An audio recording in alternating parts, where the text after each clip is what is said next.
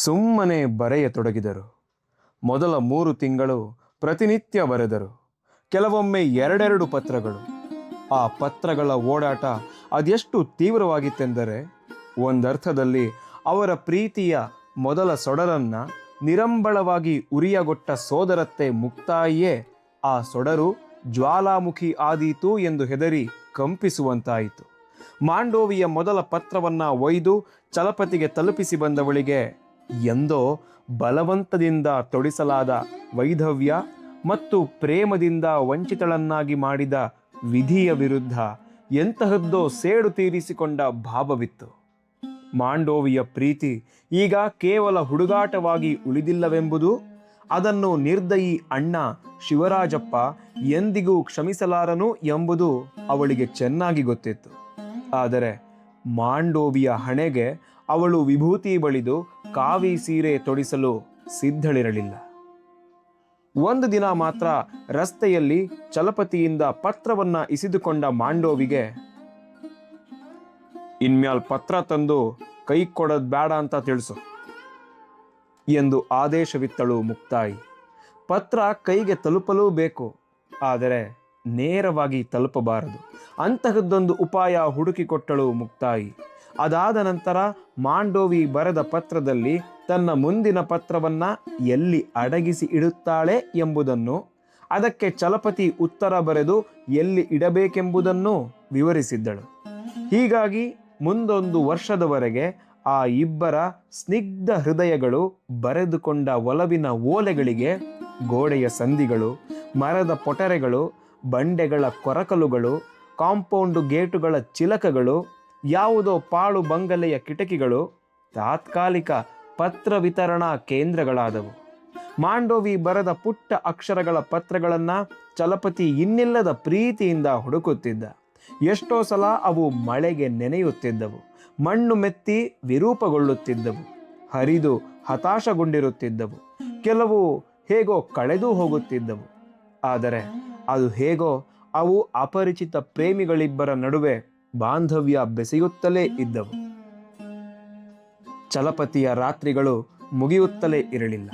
ಒಂದಾದ ಮೇಲೊಂದು ಪತ್ರ ಬರೆಯುತ್ತಾ ಕೂರುತ್ತಿದ್ದ ಅವನು ಸೀತಮ್ಮ ನಡೆಸುತ್ತಿದ್ದ ಹಳೆ ಅರಿವೆಗಳ ಪುಟ್ಟ ಅಂಗಡಿಯಲ್ಲಿ ಒಳ್ಳೆಣ್ಣೆಯ ದೀಪ ಉರಿಸುತ್ತಾ ರಾತ್ರಿ ಇಡೀ ಕುಳಿತು ತನ್ನ ಆರೋಗ್ಯವನ್ನ ನಿರ್ದಯವಾಗಿ ದಂಡಿಸುತ್ತಿದ್ದ. ಸಾಂಬಮೂರ್ತಿ ಮೈದಾನದಿಂದ ದುರ್ಗಮ್ಮನ ಗುಡಿಗೆ ಹೋಗುವ ಹಾದಿಯಲ್ಲಿದ್ದ ಟೌನ್ ಹಾಲ್ ಮೇಲಿನ ಚಿಕ್ಕ ಗ್ರಂಥಾಲಯದಲ್ಲಿದ್ದ ಎಲ್ಲ ಪುಸ್ತಕಗಳನ್ನು ಮತ್ತೆ ಮತ್ತೆ ತಿರುವಿ ಹಾಕಿ ಕಣ್ಣಿಗೆ ಸಿಕ್ಕ ಪ್ರೇಮದ ಸಾಲುಗಳನ್ನೆಲ್ಲ ಎಳೆತಂದು ಪತ್ರಗಳಲ್ಲಿ ತುಂಬುತ್ತಿದ್ದ. ಸೀತಮ್ಮನಿಗೆ ಮಗನ ತುಡಿತವೆಲ್ಲ ಅರ್ಥವಾಗುತ್ತಿತ್ತಾದರೂ, ಸಾಕು ಮಲಗೋ ಮಗನೇ, ಎಷ್ಟು ಅಂತ ಎದೆ ಸುಟ್ಕೊಂಡು ಬರೀತೀಯೋ, ಇಷ್ಟೊಂದು ಪ್ರೀತಿಗೆ ಅರ್ಹಳಾದ ಹೆಂಗಸು ಜಗತ್ನಲ್ಲೇ ಇಲ್ಲ ಕಣಯ್ಯ ಎಂದು ಬುದ್ಧಿ ಹೇಳುತ್ತಿದ್ದಳಾದರೂ ಕೇಳುವ ವ್ಯವಧಾನ ಚಲಪತಿಗೆಲ್ಲಿತ್ತು. ಕಚೇರಿಗೆ ನಿದ್ದೆಗಣ್ಣಲ್ಲಿ ಹುಚ್ಚನಂತೆ ಹೋಗುತ್ತಿದ್ದ ಚಲಪತಿ ಈ ಲೋಕದವನಾಗೇ ಇರಲಿಲ್ಲ. ಶಾಲೆಯಲ್ಲಿ ಹಾವುಗಣ್ಣಿನ ಕಿರಿಸ್ತಾನ ನನ್ಗಳ ಗಮನಕ್ಕೆ ಬಾರದಂತೆ, ಮನೆಯಲ್ಲಿ ಅಪ್ಪನ ಹುಲಿಗಣ್ಣಿಗೂ ಕಾಣದಂತೆ ತನ್ನ ಪುಸ್ತಕದ ಪುಟ್ಟ ಹಾಳೆ ಒಂದರಲ್ಲಿ ಸರಸರನೆ 4 ಸಾಲು ಬರೆದು ಕಳಿಸುತ್ತಿದ್ದಳು ಮಾಂಡೋವಿ. ಏನು ಬರೆದಾಳು? ಹೆಚ್ಚೆಂದರೆ ಬೆಳಗಿನಿಂದ ರಾತ್ರಿಯ ತನಕ ನಡೆದದ್ದನ್ನೆಲ್ಲ ವಿವರಿಸುವ ಪಟ್ಟಿಯಂತಿರುತ್ತಿತ್ತು ಅವಳ ಪತ್ರ. ಹತ್ತಿಕೊಂಡ ಪ್ರೇಮದ ಉರಿ ಇನ್ನೂ ಆರದಂತೆ ಇಂಧನ ಕೊಟ್ಟು ಸಾಕಲೂ ಬೇಕು, ಕೈ ಸುಟ್ಟುಕೊಳ್ಳಲೂ ಬಾರದು ಎಂಬ ಧಾಟಿ ಅವಳದ್ದಾಗಿದ್ದರೆ, ಈ ವೆಂಕಟಾಚಲಪತಿ ತನ್ನ ದೇಹವನ್ನೇ ಸಮಿಧೆಯಾಗಿಸಿ ತಾನು ಉರಿದು ಹೋಗಿ ಪ್ರೇಮವನ್ನ ಸಾಕಬೇಕೆಂಬಂತೆ ಬರೆಯುತ್ತಿದ್ದ. ಅವರ ಪತ್ರಗಳ ಜೊತೆಯಲ್ಲಿಯೇ ಮಲ್ಲಿಗೆಯ ಮೊಗ್ಗುಗಳು, ನವಿಲುಗರಿಯ ಎಳೆಗಳು, ಒಣಗಿದ ಎಲೆಯ ನರಗಳು, ಸಿಗರೇಟು ಪ್ಯಾಕಿನ ಚಿನ್ನಾರಿ ಕಾಗದ, ಬಣ್ಣ ಬಣ್ಣದ ಗಾಜಿನ ಹರಳುಗಳು ಮುಂತಾದವೆಲ್ಲ ಓಡಾಡುತ್ತಿದ್ದವು. ಅವಳು ಕಳಿಸಿದ ಪ್ರತಿಯೊಂದು ವಸ್ತುವನ್ನು ತುಂಬ ಜತನದಿಂದ ಕಾದಿಟ್ಟುಕೊಳ್ಳುತ್ತಿದ್ದ ಚಲಪತಿ ಅದೊಂದು ದಿನ ಅದೇನನ್ನಿಸಿತೋ, ತನ್ನದೊಂದು ಕೂದಲ ಎಳೆ ಕಿತ್ತು ಅವಳಿಗೆ ಬರೆದ ಪತ್ರಕ್ಕೆ ಅಂಟಿಸಿ ಕಳಿಸಿದ. ಅದಕ್ಕೆ ಪ್ರತಿಯಾಗಿ ಮಾಂಡೋವಿ ತನ್ನಿಡೀ ಜಡೆಯನ್ನೇ ಕಳಿಸಬಹುದು ಎಂದು ಅವನು ಜನ್ಮದಲ್ಲೇ ಊಹಿಸಿರಲಿಲ್ಲ. ಊಟ ಕೇಳೋ ಚಲಂ. ಅರ್ಧ ಗಂಟೆಯಿಂದ ಕರೆಯುತ್ತಲೇ ಇದ್ದಳು ಸೀತಮ್ಮ. ನನಗೆ ಹಸಿವಿಲ್ಲ, ಅದೇ ಉತ್ತರ ಬರುತ್ತಿತ್ತು ಈತನಿಂದ. ಕಡೆಗೆ ಸಾಕಾಗಿ ಸೀತಮ್ಮ ಅನ್ನ ಕಲಿಸಿದ ತಟ್ಟೆಯನ್ನೇ ತಂದು ಚಲಪತಿಯ ಮುಂದಿಟ್ಟಳು.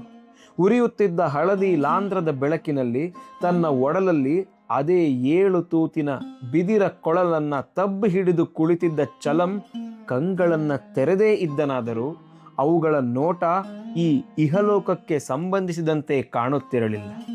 ಆ ಗಾಜು ಕಣ್ಣುಗಳಲ್ಲಿ ಪ್ರೇಮೋನ್ಮಾದ ಹಿಲಾಲಿನಂತೆ ಉರಿಯುತ್ತಿತ್ತು. ಶತಶತಮಾನಗಳ ಪ್ರೀತಿಯನ್ನೆಲ್ಲ ಒಂದೇ ಕ್ಷಣದಿ ಗಂಟಲಿನ ಒಳಕ್ಕೆ ಸುರಿದು ಕೃತಾರ್ಥನಾಗಿ ಬಿಡುವ ಆತುರತೆ ಅವುಗಳಲ್ಲಿತ್ತು. ಸೀತಮ್ಮ ಕೇಳಿದ ಯಾವ ಪ್ರಶ್ನೆಗೂ ಉತ್ತರಿಸದೆ ಎಷ್ಟೋ ಹೊತ್ತಿನ ನಂತರ ಕೊಳಲು ಸಹಿತ ಆ ಕತ್ತಲೆಯಲ್ಲಿ ಎದ್ದು ಹೋದ ವೆಂಕಟಾಚಲಪತಿ ಎಂತಹ ಅನಾಹುತಕ್ಕೆ ಒಳಗಾಗಲಿದ್ದಾನೆ ಎಂಬುದು ಸೀತಮ್ಮನಿಗಾದರೂ ಏನು ಗೊತ್ತು? ಅವನು ನಿದ್ದೆಯಲ್ಲಿ ಎದ್ದವನಂತೆ ನಡೆಯುತ್ತಿದ್ದ. ಕನ್ನಡಕ ಹಾಕಿಕೊಂಡಿರಲಿಲ್ಲವಾದ್ದರಿಂದ ದಾರಿಯಲ್ಲಿ ಆಗಾಗ ಎಡವುತ್ತಿದ್ದ. ಹೆಬ್ಬೆರಳು ಬಾಯಿ ತೆರೆದುಕೊಂಡು ನೆತ್ತರು ಸುರಿಯುತ್ತಿತ್ತು. ಯಾರದೋ ಆಜ್ಞೆಯ ಮೇರೆಗೆ ಎಂಬಂತೆ ನಡೆಯುತ್ತಿದ್ದ ಚಲಪತಿ ಅರ್ಧ ಗಂಟೆಯ ನಂತರ ಮಾಂಡೋವಿಯ ಮನೆಯ ಮುಂದಿನ ಚಿಕ್ಕ ತೋಟದ ಕಲ್ಲು ಬೆಂಚಿನ ಮೇಲೆ ಕುಳಿತಿದ್ದ. ಊರೆಂಬ ಊರೇ ನಿದ್ರೆಯಲ್ಲಿತ್ತು. ಮಾಂಡೋವಿಯ ಬಂಗಲೆಯಲ್ಲಿ ಮಿಣುಕು ದೀಪವೂ ಇರಲಿಲ್ಲ. ಬಯಲಸೀಮೆ ಬೇಸಿಗೆಯ ಆಕಾಶದಲ್ಲಿ ತಾರೆಗಳ ಪರಿಷೆ ನೆರೆದಿತ್ತು. ಚಲಂ ನಿಧಾನವಾಗಿ ಕೊಳಲನ್ನ ಎತ್ತಿಕೊಂಡವನು ತನ್ನ ಉಸಿರ ತಿತ್ತಿಗಳ ಒಳಗಿನ ಗಾಳಿಯನ್ನೆಲ್ಲ ಕೊಳಲಿಗೆ ಸುರಿದು ಅದನ್ನು ರಾಗವಾಗಿಸತೊಡಗಿದ. ಯಾವ ನಿರ್ನಿದ್ರೆಯ ಕ್ಷಣಗಳಲ್ಲಿ ಅವನ ಬಿದಿರ ಕೊಳಲಿನ ರಂಧ್ರಗಳಿಗೆ ಯಕ್ಷಿಯರು ಸುರಿದು ಹೋದ ಮಾಧುರ್ಯವೋ, ಮತ್ಯಾವ ಜರ್ಜರಿತ ಪ್ರಿಯತಮನ ಎದೆಯಿಂದ ಕನಲಿ ಹೊರಬಿದ್ದ ರಾಗವೋ. ಕೊಳಲು ನುಡಿಸುತ್ತಿದ್ದ ಚಲಪತಿಯ ಜಠರಾಗ್ನಿಯೇ ಉಸಿರಾಗಿ, ರಾಗವಾಗಿ, ನೋವಾಗಿ ಎದ್ದು ಬಂದು ಗಾಳಿಯ ಒಳಗೆ ಬೆರೆತು ಹೋಗುತ್ತಿದ್ದರೆ, ಎದುರಿಗಿನ ಭೂತಾಕಾರದ ಬಂಗಲೆಯ ಕಿಟಕಿಯಲ್ಲಿ ಕುಳಿತು ಮಂತ್ರಮುಗ್ಧಳಾಗಿ ಅದನ್ನು ಕೇಳುತ್ತಿದ್ದ ಮಾಂಡೋವಿ ಕುಳಿತಲ್ಲೇ ಕಣ್ಣೀರಾದಳು. ಗೆಳತಿ, ನಿನ್ನ ಏಕಾಂತದ ಕನವರಿಕೆ, ಗಾಢ ನಿದ್ರೆಯಲ್ಲಿನ ಕದಲಿಕೆ, ನನ್ನೆಡೆಗೆ ಇರುವ ದಿವ್ಯ ಪ್ರೇಮದ ಒಳಗಿನ ಆರ್ದ್ರತೆಗಳಿಗಷ್ಟೇ ಅಲ್ಲ, ಶಾಲೆಯಲ್ಲಿ ಕೇಳುವ ಪಾಠದಲ್ಲಿ, ರಾತ್ರಿ ಮಾಡುವ ಲೆಕ್ಕದಲ್ಲಿ, ಉರಿಬಿಸಿಲಲ್ಲಿ ಓದುವ ಸತ್ತ ಇತಿಹಾಸದಲ್ಲಿ, ನನಗಾಗಿ ಅಷ್ಟಷ್ಟೇ ಕ್ಷಣಗಳನ್ನು ಎತ್ತಿಟ್ಟು ನನ್ನನ್ನು ಪ್ರೀತಿಸಿದ ನಿನ್ನ ಔದಾರ್ಯಕ್ಕಾಗಿ ಈ ನನ್ನ ಅರ್ಧ ರಾತ್ರಿಯ ಸಂಗೀತದ ಅಭಿನಂದನೆಗಳು.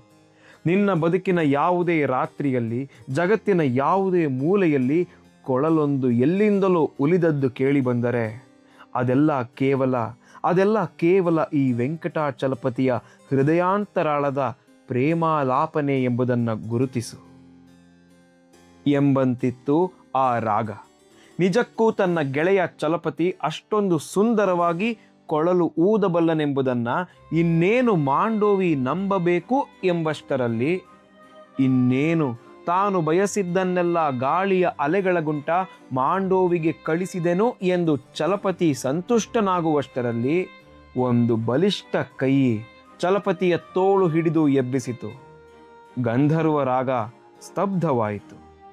ಉತ್ತರದಲ್ಲೆಲ್ಲೋ ಎದ್ದ ಸಿಪಾಯಿ ದಂಗೆಯ ಬಗ್ಗೆ ಈ ಸುಡುಗಾಡು ಕೊಂಪೆಯ ಮೂಲೆಯಲ್ಲಿ ಕುಳಿತೆ ಬೆಚ್ಚಿ ಬಿದ್ದಿದ್ದ ಇಂಗ್ಲಿಷ್ ಅಧಿಕಾರಿಯೊಬ್ಬ ತನ್ನ ದಫೇದಾರನನ್ನ ಕಳಿಸಿ ಮಧ್ಯರಾತ್ರಿ ಕೊಳಲೂದುವ ಹುಚ್ಚನನ್ನ ಹಿಡಿದು ತರಿಸಿದ್ದ. ಇನ್ನು ಮಾಂಡೋವಿಯ ಕನಸಿನಲ್ಲೇ ತೊಳಲುತ್ತಿದ್ದ ಚಲಪತಿ ಆ ಕೆಂಪು ಮೂತಿಯ ಸಾಬಾ ಕೇಳಿದ ಯಾವ ಪ್ರಶ್ನೆಗೂ ಉತ್ತರಿಸದೇ ಇದ್ದಾಗ ರಾತ್ರಿ ಇಡೀ ಕಂಟೋನ್ಮೆಂಟಿನ ಸೈನಿಕರ ಬ್ಯಾರಕ್ ಒಂದರಲ್ಲಿ ಚಲಪತಿಯ ನರಪೇತಲ ಕಾಲುಗಳಿಗೆ 6 ಸೇರು ತೂಕದ ಕಬ್ಬಿಣದ ಸರಪಳಿ ಕಟ್ಟಿ ಮಲಗಿಸಿದ್ದ ದಫೇದಾರ ಮುಂಜಾನೆ ಜೇಕಬ್ ಚಂದ್ರಪ್ಪನೇ ಬಂದು ತನ್ನ ಶಿಷ್ಯನ ಗುರುತು ನೀಡಿ ಇಂಗ್ಲಿಷರ ಸಾಬನ ಜೊತೆ ಪರಮ ಚಿಲ್ಲರೆ ಇಂಗ್ಲಿಶಿನಲ್ಲಿ ಮಾತಾಡಿ ಬಿಡಿಸಿಕೊಂಡು ಬಂದನಾದರೂ ಅಂತಹ ಅಪರಾತ್ರಿಯಲ್ಲಿ ಏಕೆ ಚಲಪತಿ ಈ ತೋಟದಲ್ಲಿ ಕೂತು ಕೊಳಲೂದುತ್ತಿದ್ದಾನೆ ಎಂಬುದು ಕಡೆ ತನಕ ಅವನಿಗೆ ಅರ್ಥವಾಗಲಿಲ್ಲ. ಮಗನ ಕಣ್ಗಳಲ್ಲಿನ ಉನ್ಮಾದ ಕಂಡಂತೆಲ್ಲ ದಿಗಿಲುಗಳಿಗೆ ಒಳಗಾಗುತ್ತಿದ್ದ ಸೋಮಯಾಜುಲ ಸೀತಮ್ಮ ಇದ್ದಕ್ಕಿದ್ದಂತೆ ಹುಷಾರಾದಳು. ಕೇವಲ ಹೃದಯದ ಮಾತು ಕೇಳುವ ತನ್ನ ಮೂರ್ಖ ಮಗ ಪ್ರೀತಿಸಿದ್ದೇನೋ ಆಯಿತು. ಹುಡುಗಿಯೂ ಪ್ರೀತಿಸಿದೆ. ಆದರೆ ಪ್ರೀತಿ ಸಂಗೀತ ಮತ್ತು ಗಾಳಿಗಳಿಂದ ಹೊಟ್ಟೆ ತುಂಬಬೇಕಲ್ಲ. ಆ ತನಕ ಕೇವಲ ಆಸ್ಪತ್ರೆಗಳಿಂದ ಸತ್ತವರ ಅರಿವೆ ತಂದು ಸ್ವಚ್ಛ ಮಾಡಿ, ಹರಿದಿದ್ದರೆ ಹೊಲಿದು ಹೊಚ್ಚ ಹೊಸದು ಎಂಬಂತೆ ಮಾಡಿ, ರೈಲು ಹಳಿ ಹಾಕಲು ಆಂಧ್ರದಿಂದ ಬರುತ್ತಿದ್ದ ಕೂಲಿಯವರಿಗೆ ಮಾರುತ್ತಿದ್ದ ಸೀತಮ್ಮ ಅದಕ್ಕಿಂತ ಹೆಚ್ಚು ಲಾಭದಾಯಕವಾಗಿದ್ದ ಬಡ್ಡಿ ವ್ಯಾಪಾರಕ್ಕೆ ಅಂಕಿತಳಾಗಿ ಹೋಗಲು ನಿಶ್ಚಯಿಸಿದಳು ಮತ್ತು ಬಡ್ಡಿ ವ್ಯಾಪಾರವನ್ನು ಇನ್ನಷ್ಟು ದೊಡ್ಡ ಪ್ರಮಾಣದಲ್ಲಿ ಶುರು ಇಟ್ಟುಕೊಂಡಳು. ಹಾಗೆ 2 ವರ್ಷದ ದಿನಮಾನ ತನ್ನ ಪ್ರೇಮ ಪತ್ರಗಳನ್ನು ಹಳ್ಳ ಕೊಳ್ಳ ಕೊರಕಲು ಬಾಗಿಲ ಸಂದಿ ಮರದ ಪೊಟರೆಗಳಲ್ಲಿ ಉದುರಿಸಿ, ಅಲ್ಲಿಂದಲೇ ಮಾಂಡೋವಿಯ ಬಾಲ ಬರಹಗಳನ್ನು ಎತ್ತಿಕೊಂಡು ಹುಚ್ಚು ಪ್ರೇಮದ ಜಗತ್ತಿನಲ್ಲಿ ವಿಹರಿಸುತ್ತಿದ್ದ ಚಲಪತಿ ಇದ್ದಕ್ಕಿದ್ದಂತೆ ಅದೊಂದು ದಿನ ಈ ಲೋಕಕ್ಕೆ ಅನ್ವಯಿಸುವ ಮಾತೊಂದನ್ನು ಪತ್ರದಲ್ಲಿ ಬರೆದ. ಹೀಗೆ 2 ವರ್ಷ ಪ್ರೀತಿಸಿಕೊಂಡ ನಂತರ ತಾವಿಬ್ಬರೂ ಮದುವೆ ಆಗದೆ ಮುಂದೆ ದಾರಿಯೇ ಇಲ್ಲವೆಂಬ ಮಾತನ್ನ ಅವಳಿಗೆ ಸ್ಪಷ್ಟವಾಗಿ ಬರೆದೇ ಬಿಟ್ಟ. ಬೆಕ್ಕು ಪರಚಿದ ಮಗುವಂತಾದಳು ಮಾಂಡೋವಿ. ತನ್ನ ಪಾಲಿಗೆ ಪರಮ ನೀರಸವೆನಿಸುತ್ತಿದ್ದ ಇತಿಹಾಸದ ಕ್ಲಾಸಿನಲ್ಲಿ ಕೂತಿದ್ದಾಗಲೂ ಅವಳ ಮನಸ್ಸು ಚಲಪತಿಯೊಂದಿಗಿನ ತನ್ನ ಮದುವೆಯ ಬಗ್ಗೆ ಆಲೋಚಿಸಿರಲಿಲ್ಲ. ತಮಾಷೆಯಾಗಿ ತೋಚಿದ್ದನ್ನೆಲ್ಲ ಬರೆದುಕೊಂಡಿದ್ದ ಹುಡುಗಿ ಇದ್ದಕ್ಕಿದ್ದಂತೆ ಮದುವೆ ಸುದ್ದಿ ಎದುರಿಗೆ ಬಂದು ಬಿದ್ದಾಗ ಗಾಬರಿಯಾಗಿ ಹೋದಳು. ಮುಕ್ತಾಯಿ ಮುಕ್ತಾಯಿ ಏನು ಮಾಡ್ಲೆ ಎಂದು ಸರಹೊತ್ತಿನಲ್ಲಿ ಅತ್ತೆಯನ್ನ ಎಬ್ಬಿಸಿ ಗೋಗರೆದಳು. ಒಪ್ಕೊಂಬಿಡು ಎಂದು ಒಂದೇ ಮಾತಿನಲ್ಲಿ ತೀರ್ಮಾನಿಸಿ ಹೇಳಿದ ಮುಕ್ತಾಯಿಯ ಕಣ್ಗಳಲ್ಲಿ ತನ್ನ ಅಘಟಿತ ಬಾಲ್ಯ ಮತ್ತು ವ್ಯರ್ಥವಾದ ಯೌವನಗಳ ವಿರುದ್ಧ ಅವಳಿಗಿದ್ದ ಅಷ್ಟೊಂದು ವರ್ಷಗಳ ಆಕ್ರೋಶವೆಲ್ಲ ಮಿಂಚಾಗಿ ಹೊಳೆದಿತ್ತು. ಒಪ್ಕೊಂಬಿಡು ಮಾಂಡೋವಿ, ನೀನು ಹೆದರಿ ಸಾಯುವಂತಹ ನಿಮಿಷದಲ್ಲೂ ಪ್ರೀತಿಸಿದವನ ಯಾಚನೆಗೆ ಇಲ್ಲವೆಂಬ ಉತ್ತರ ಕೊಡಬೇಡ. ಮುಂದೆ ಪಶ್ಚಾತ್ತಾಪ ಪಡಬೇಕಾಗ ಬಂದ್ರು ಈಗ ಹಿಂತೆಗಿಬೇಡ. ಹೆಜ್ಜೆ ಹಿಂದಿಟ್ಯೋ ಕಡೆ ತನಕ ಕಣ್ಣೀರಲ್ಲಿ ಕೈ ತೊಳಿತೀಯ. ಒಪ್ಕೊಂಡ್ಬಿಡು. ಮೆಲುದನಿಯಲ್ಲಿ ಆದರೆ ಅಷ್ಟೇ ಸ್ಥಿರವಾಗಿ ಹೇಳಿದ್ದಳು ಮುಕ್ತಾಯಿ. ಒಂದು ಅರೆ ಕ್ಷಣದ ಮಟ್ಟಿಗೆ ತಾನೇ ಹೋಗಿ ಚಲಪತಿಗೆ ಮಾಂಡೋವಿ ಒಪ್ಪಿದ್ದಾಳೆ ಎಂದು ಹೇಳಿ ಬಂದು ಬಿಡಬೇಕು ಎನಿಸಿತ್ತು ಅವಳಿಗೆ. ಈಗ ಬಾ ಆಗ ಬಾ ಎನ್ನತೊಡಗಿದಳು ಮಾಂಡೋವಿ. ನಿರ್ಧರಿಸಿ ಹೇಳಲು ತನಗಿನ್ನೂ ಸಮಯ ಬೇಕು ಎಂದಳು. 4 ತಿಂಗಳ ಕಾಲ ಮಾಂಡೋವಿಯ ಪ್ರತಿ ಪತ್ರದಲ್ಲೂ ಅವಳ ಸಮ್ಮತಿಯ ಸಾಲುಗಳನ್ನು ಅರಸಿದ ಚಲಪತಿ ಕಡೆಗೊಂದು ದಿನ ತನ್ನ ಟೆಲಿಗ್ರಾಮ್ ಭಾಷೆಯಲ್ಲಿ ಒಂದೇ ವಾಕ್ಯ ಬರೆದ: ಇಫ್ ನಾಟ್ ನೌ ನೆವರ್. ಅಷ್ಟೇ ಉದ್ದ ಸಾಲೊಂದನ್ನು ಬರೆದುಕೊಟ್ಟಳು ಮಾಂಡೋವಿ. ಹಾಗಲಕಾಯಿ ಗೊಜ್ಜು ತಿನ್ನುವಂತ ಬಲವಂತ ಮಾಡದೇ ಇದ್ರೆ ಮಾತ್ರ ಮದುವೆ ಆಗಕ್ಕೆ ಒಪ್ಕೋತೀನಿ ಎಂದು ಬರೆದಿದ್ದಳು. ಕಂಟೋನ್ಮೆಂಟಿನಿಂದ ರಾಣಿ ರಂಗಮ್ಮನ ಬಂಗಲೆ ತನಕ ಹುಚ್ಚನಂತೆ ಓಡಿ ಬಂದ ವೆಂಕಟಾಚಲಪತಿಗೆ ಜಗತ್ತಿನ ಒಳಗಿನ ಎಲ್ಲ ಹಾಗಲಕಾಯಿ ಬಳ್ಳಿಗಳನ್ನು ತರಿದು ಬಿಸಾಡುವಂತಹ ಆನಂದ ಮೈಮೇಲೆ ಬಂದಿತ್ತು. ಅವನ ಬದುಕಿನಲ್ಲಿ ಮೊಟ್ಟ ಮೊದಲನೆಯ ಬಾರಿಗೆ ಆ ಮಾಂಸ ಮಂದಿರಕ್ಕೆ 6 ಮಾರು ಉದ್ದದ ಮಲ್ಲಿಗೆಯ ದಂಡೆಯೊಂದನ್ನು ಕೊಂಡು ಬೊಗಸೆಯಲ್ಲಿ ಹಿಡಿದುಕೊಂಡು ಹೋಗಿದ್ದ. ಜೇಕಬ್ ಚಂದ್ರಪ್ಪ ನಿಬ್ಬೆರಗಾಗಿ ನೋಡುತ್ತಿದ್ದರೆ ಬಂಗಲೆಯಲ್ಲಿದ್ದ ಪ್ರತಿಯೊಂದು ಪಿಟೀಲಿಗೂ ಕರೆದು ಮಲ್ಲಿಗೆ ಕೊಟ್ಟ.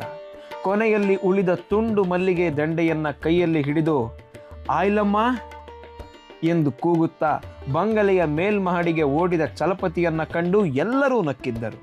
ಮೇಲ್ಮಹಡಿಯ ಮೂಲೆಯಲ್ಲಿದ್ದ ಪುಟ್ಟ ಕೋಣೆಯಲ್ಲಿ ಸದಾ ಕಪ್ಪು ಚಾದರ ಹೊದ್ದು ಕಣ್ಣುಗಳನ್ನಷ್ಟೇ ಹೊರಬಿಟ್ಟುಕೊಂಡು ಮಲಗಿರುವ ಬಿಳಿ ತಲೆಯ ಮುದುಕಿ ಆಯಿಲಮ್ಮನನ್ನ ಚಲಪತಿ ತನ್ನ ತಾಯಿ ಸೀತಮ್ಮನಷ್ಟೇ ಪ್ರೀತಿಸುತ್ತಾನೆ ಎಂಬುದು ಅವರೆಲ್ಲರಿಗೂ ಗೊತ್ತಿತ್ತಾದ್ದರಿಂದ ಅವರ ನಗೆಗೊಂದು ಸೌಜನ್ಯವೂ ಇತ್ತು.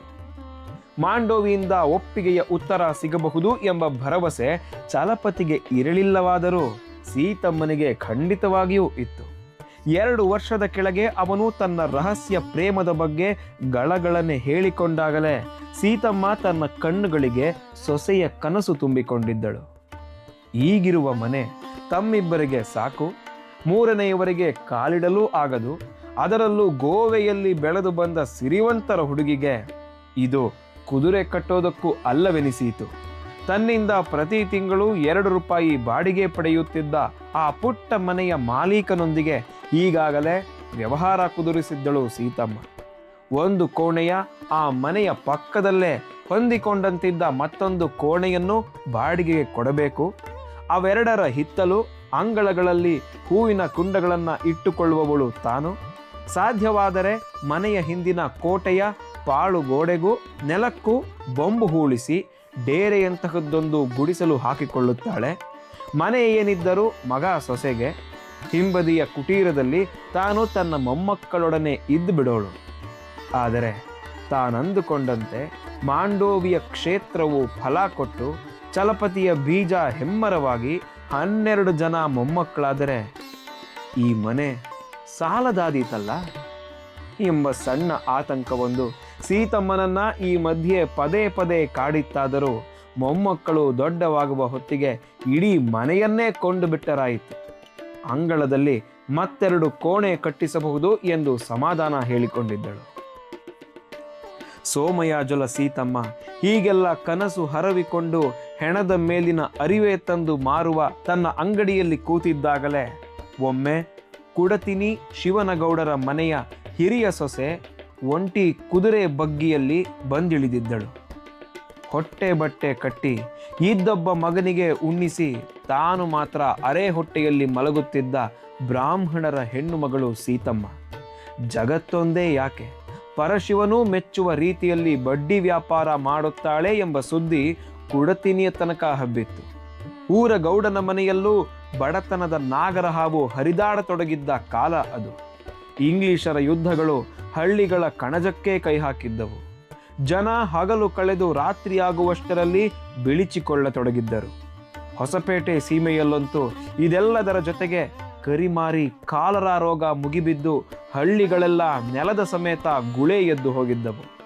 ಅಂಥದ್ರಲ್ಲಿ ಎಂದೋ ಎತ್ತಿಟ್ಟ ಪವನು ಪಾವಲಿಗಳನ್ನೇ ಬೊಟ್ಟು ಕಾಸಿನ ಲೆಕ್ಕದಲ್ಲಿ ಬಡ್ಡಿಗೆ ಕೊಡುತ್ತಿದ್ದ ಸೀತಮ್ಮನ ಮನೆಗೆ ಬಂದ ಕುಡತಿನಿ ಶಿವನಗೌಡರ ಸೊಸೆ ಅತ್ಯಂತ ರಹಸ್ಯವಾಗಿ ತನ್ನ ಹಂಡೆ ಗಾತ್ರದ ಸೊಂಟಕ್ಕೆ ಸುತ್ತಿಕೊಂಡಿದ್ದ ಬಂಗಾರದ ಒಡ್ಯಾಣವನ್ನ, ಹಳೆ ಅರಿವೆಗಳನ್ನ ಹರವಿದ ನೆಲದ ಮೇಲೆ ಬಿಚ್ಚಿಟ್ಟು, ಬರಗಾಲ ಹೋದ್ಮ್ಯಾಕೆ ಬಿಡಿಸ್ಕೊಂಡು ಹೋಗ್ತೀನಿ ಸೀತವ್ವ, ಮೊದಲು ರೊಕ್ಕ ಕೊಡು ಎಂದು ನಿಟ್ಟುಸಿರಿಟ್ಟಿದ್ದಳು. ತನ್ನ ಚಂಚಿಯಲ್ಲಿದ್ದ ರೊಕ್ಕಕ್ಕೆ ಮತ್ತಷ್ಟು ಸೇರಿಸಿ ಕೊಟ್ಟದ್ದೇ ಅಲ್ಲದೆ ಎದುರು ಮನೆಯ ಹುಡುಗಿಯನ್ನ ಕರೆಸಿ ಅರಿಶಿಣ ಕುಂಕುಮವನ್ನು ಕೊಟ್ಟು ಕಳಿಸಿದ ಸೀತಮ್ಮ ರಾತ್ರೋರಾತ್ರಿ ಆ ಊರಿನ 10 ಶ್ರೀಮಂತ ಮನೆತನಗಳ ಹೆಂಗಸರ ಬಾಯಲ್ಲಿ ಜಗತ್ಪ್ರಸಿದ್ಧಳಾದಳು. ಸೀತವ್ವ ರೊಕ್ಕ ಕೊಡೋದು ಕಡಿಮೆ ಇರಬಹುದು, ಬಡ್ಡಿ ಜಾಸ್ತಿ ಇರಬಹುದು, ಆದರೆ ಮನೆಗೋದವ್ರನ್ನ ಬಾಯಿ ತುಂಬ ಮಾತಾಡಿಸ್ತಾಳ, ಮರವಾದಿಲಿದ್ದು ಕಳಿಸ್ತಾಳ ಎಂಬುದು ಅವರೆಲ್ಲರ ನೆಮ್ಮದಿಗೆ ಕಾರಣವಾಗಿತ್ತು. ಅದೆಲ್ಲಕ್ಕಿಂತ ಹೆಚ್ಚಾಗಿ ಒಡವೆಗಳನ್ನು ಒತ್ತೆ ಇಟ್ಟು ಬದುಕಬೇಕಾಗಿ ಬಂದಿರುವ ತಮ್ಮ ಸ್ಥಿತಿ ಸೀತಮ್ಮನ ಹಳೆ ಅರಿವೆಗಳ ಮಧ್ಯೆ ಅತ್ಯಂತ ರಹಸ್ಯವಾಗಿರುತ್ತದೆ ಎಂಬ ವಿಶ್ವಾಸ ಅವರದ್ದಾಗಿತ್ತು. ಮೊದಲ ದಿನ ಮನೆಗೆ ಬಂದು ಒಡ್ಯಾಣ ಕಳಚಿಟ್ಟು ಹಣ ಒಯ್ದ ಗೌಡರ ಸೊಸೆ ಇನ್ನು ಬೀದಿಯ ತಿರುವು ತಿರುಗಿದ್ದಳೋ ಇಲ್ಲವೋ, ಸೀತಮ್ಮನ ಕಣ್ಣು ಮುಂದೆ ಮಾಂಡೋವಿ ಪ್ರತ್ಯಕ್ಷಳಾಗಿದ್ದಳು. ಅವಳ ತೆಳ್ಳನೆಯ ಬಳುಕುವ ಸೊಂಟಕ್ಕೆ ಒಡ್ಯಾಣ ಸುತ್ತಿ ಕಣ್ತುಂಬ ನೋಡುತ್ತಾ ಕೂತ ಸೀತಮ್ಮ ಕನಸುಗಳಲ್ಲಿ ಚಲಪತಿಯನ್ನೂ ಮೀರಿಸಿ ಮುಂದೆ ಓಡಿದ್ದಳು.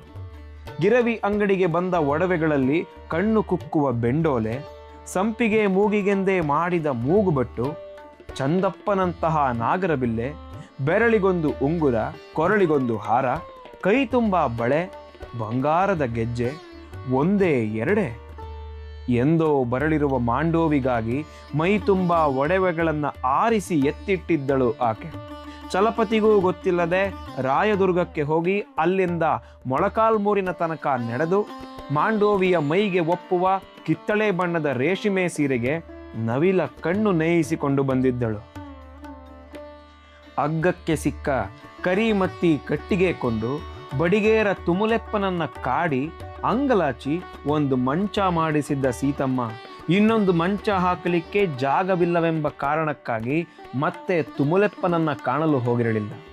ಮದುವೆ ಹೊತ್ತಿಗೆ ಮನೆ ದೊಡ್ಡದಾಗುವ ವಿಶ್ವಾಸ ಅವಳಿಗಿತ್ತು. ಯಾವಾಗ ಮಾಡ್ಕೋತಿ ಚಲಂ? ಕೇಳಿದಳು ಸೀತಮ್ಮ. ಅವಳು ಒಪ್ಕೊಂಡಿದ್ದಾಳಲ್ಲ, ಇನ್ನೇನು? ಚಲಂ ಸರಳವಾಗಿ ಹೇಳಿದ್ದ. ಅದ್ ಸರಿ, ಉಳಿದಿರೋದೇನಿದ್ರು ಎರಡೇ ವಿಷಯ. ಹುಡುಗಿ ಅಪ್ಪ ಒಪ್ಪೋದು, ಮದುವೆ ತಾರೀಖು ಇಟ್ಕೊಳ್ಳೋದು ಅಷ್ಟೆ ಎಂದಳು ಸೀತಮ್ಮ.